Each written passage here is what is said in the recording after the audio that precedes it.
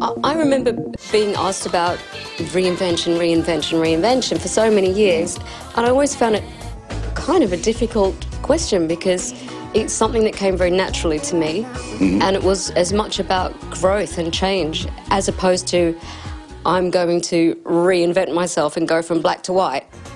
I think if you're not being inspired by things around you, not aware of what's been before, of what's coming up, isn't that called dead? It's just something that I'm always curious about. I'm inquisitive just about everything.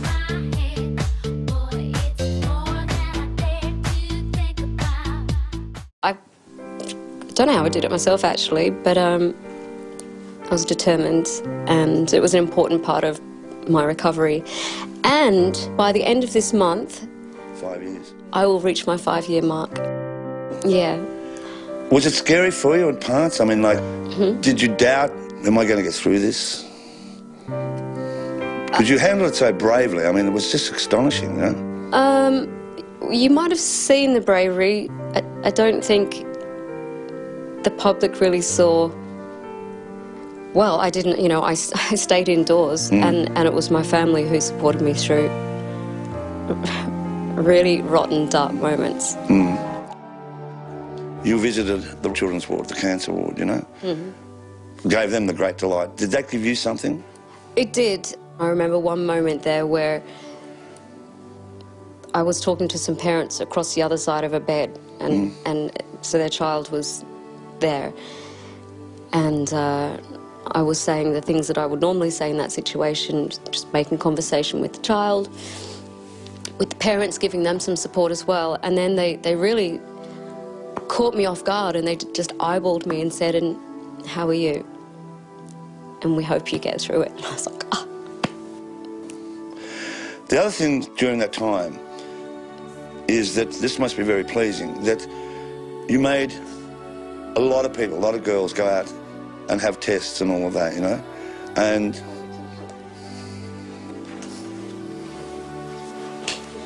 they're in the bathroom.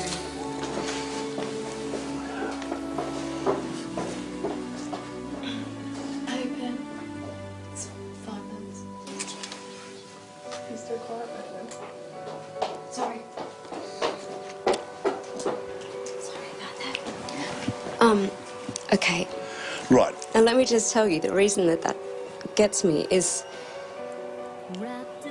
and one of the, I think the greatest part of my job and what I do is the humanity of it. And there's certain moments where that really cuts through. All right. Let's on a cheerier note, right? Try, Molly.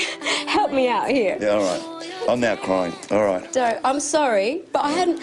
You can keep rolling. I hadn't really...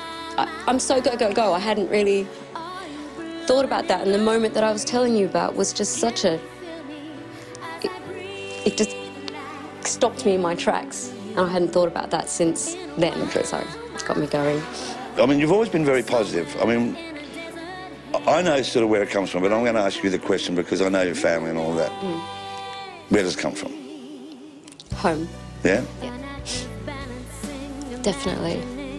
I think I was raised without any put-downs, without ever hearing anyone, or, you know, like my parents say, you can't do this, you can't do that. We were just encouraged to do what we loved. And it's funny how that is written quite early on in our lives. With Andreas there, you know?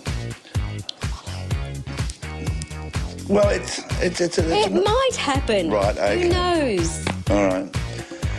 Well, yeah. He's a natural with children. Let's put it that way. I noticed that, you know. I also know that you're very, very wonderful with kids, you know, and clucky. If you do get married, would you have children, yeah? I always said from ages ago, I remember being asked about that, and I said I imagine myself having children before getting married, or more so than getting married. And now we'll just have to see. I'm not sure if that's part of my future. Well, let's put it this way. I mean, like, if Elton can become a dad, Hey, there's that's pretty cool, isn't it? more than one way to skin a cat. There is.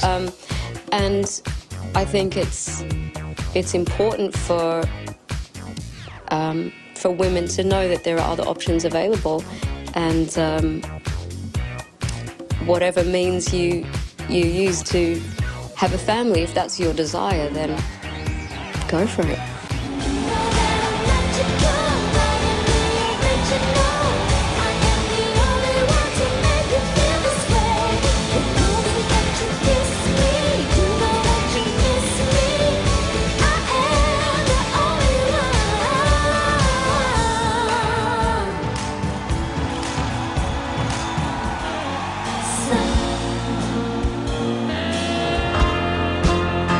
Don't wanna rush it and let the rhythm pull you in. That's just so touching.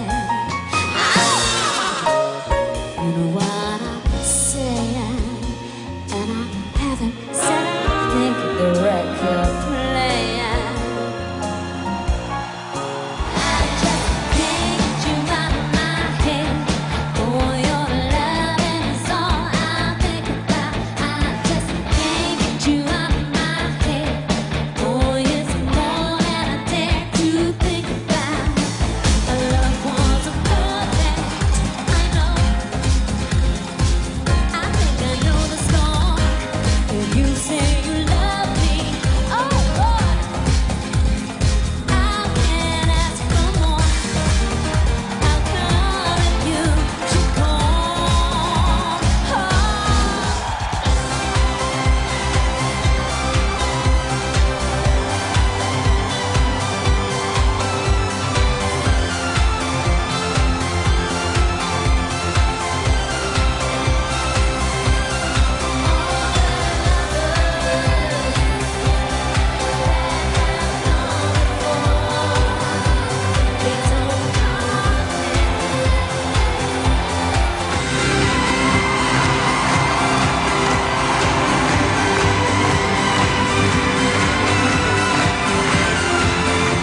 All right, you say with the Aphrodite, this amazing concert, right, that you're very happy in your life now.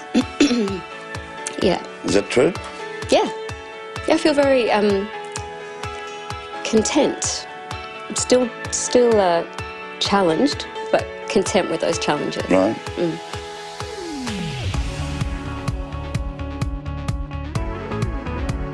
I can't even imagine what you'll be doing in 20 years' time, except that I know that you'll still be a light, a star in the sky, you know, and I'm so proud to know you, and I'm so proud that you've given us the access to this and the tour, and on one of the most exciting stage shows. Well, coming from you, Molly, you've seen them all, so if I can still excite you and leave you speechless just for a moment, Well, I asked is something.